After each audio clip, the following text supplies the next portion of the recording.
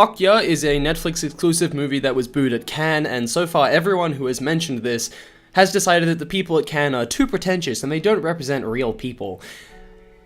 I know that generally people will turn away from videos if I open them with anything like too harsh, but I'm gonna be blunt. Okja is probably the worst movie I've ever seen, and I know that sounds like a lot, but I have never seen a movie that has no merits and is worth a 1 out of 10, and spoiler, I think this is a 1 out of 10. I really just wanted to get that out of the way before I start, so that if anyone wants to leave now, they can do that. Okay, so, Okja is a political movie, and I'm not normally one to hold that against films because when done subtly, political movies can make interesting arguments for or against depending on the movie. Even overtly political movies can be good providing they have a well thought out story with interesting characters and some vague understanding of how the world works. Okja has none of these things. The message in this film is so infuriatingly reductionist and simplistic, and the story is so ridiculously cliché that even though I agree with a majority of what the film is trying to say, it could convince me to reverse my beliefs. It's basically trying to say that corporate America is the worst, and I agree with that. That's true, good stuff. But the way they go about it is nonsensical and carries no weight whatsoever. The movie opens like a children's movie about a girl who just really loves her pig, but at some point it stops focusing on being as heavily invested in that relationship, and instead starts to show the evils of capitalism and how even though big business advertises certain things in a certain way, something else is going on behind the scenes. Which is fine, I'm totally okay with that being the message of the film, but if you're going to make arguments about how the world should be run, there needs to be some weight attached to what's going on. I don't want to come off like only serious movies can be effectively political, because that's not true. Comedies and lighthearted movies can be effectively political as well, but the film needs to stick to realism or fantasy because when the line is crossed too many times, I become totally disengaged with what's happening. If the movie is supposed to be a kid's film where the bad guys are totally incompetent, then fine, do that, but don't try and cross the line so that suddenly they're supposed to be intimidating. There is suspension of disbelief, and then there's what this movie expects me to do. The movie establishes itself as being somewhat based on reality, but it's not consistently like that. There are parts in the movie where I feel like I'm expected to take what was happening seriously and treat it like there are consequences for what's happening, but there are other times where it was obvious what should have happened and they just decided, I mean, the movie would be over right now if we did that, so here's this other thing that carries no weight in the story, means nothing to the characters, and doesn't further the story at fucking all. I'm finding it really hard to keep the language down and attempt to explain how fucking dumb everything that happens in this movie is without describing specific scenes. Because of how simplistic and cliché the story is, there's no room for the message to have any impact on the viewer if they have any understanding whatsoever of how the real world works.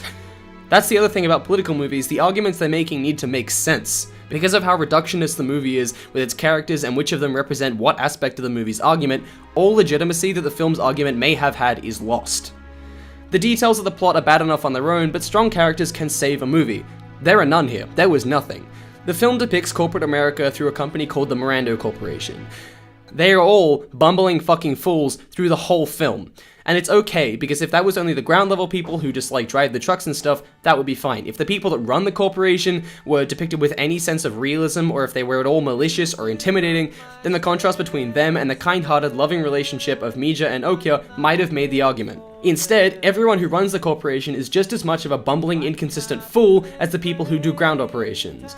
The immediate argument to what I'm about to say is that, oh, well, Jaden, you have to suspend your disbelief. That's just how the movie is. But there is no movie universe that could possibly convince me that someone as hilariously unintelligent as Tilda Swinton's character could run a business as well as Okja claims that Tilda Swinton's character has run the Miranda Corporation. Nothing she does makes any fucking sense. Her executive team just stands around and says the most cliche shit about what's happening in the movie, and when she's having a moment, they just sit there and watch. It is really, really, really fucking hard to believe that the Miranda Corporation is supposed to be the bad guy of this movie when they are so incompetent. And it's even more difficult to try and compare the Miranda Corporation to anything in corporate America, which makes the argument the movie is trying to make really hard to follow because it has zero relevance to the real world and carries no weight whatsoever. The one character I thought might have saved the movie was Jake Gyllenhaal's, and I was wrong.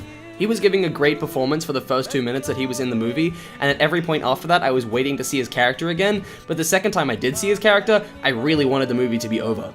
I love Jake Gyllenhaal. He is probably my favorite actor, working now or ever, and it pains me to say this, but he is bad in this movie. He is not good. The hints of satire and ridiculousness in his performance in the opening of the film are good, and they are interesting enough that I kept watching the movie, but everything after this scene is ridiculously over the top, cringe, and out of touch in a really, really XD random lol way. Like, The people who made this movie just don't know what they're trying to do with this character, and it's just so dumb. I wish this was where my negativity ended, because Okja is a good-looking movie. And I want to explain myself further, but I'm just so sick of writing this review and thinking about how terrible this movie is, so I'll really quickly summarize how I feel about the presentation of the movie. I feel like it doesn't know what it's trying to be, and although I did just say it's good looking, that's only half of what cinematography is. The other half is actually fitting the atmosphere of the story, which most of the good looking shots in the movie don't. The music is just out of place. Like, it's chirpy and lighthearted when it should be at least vaguely serious, or at least to me felt like it should be serious.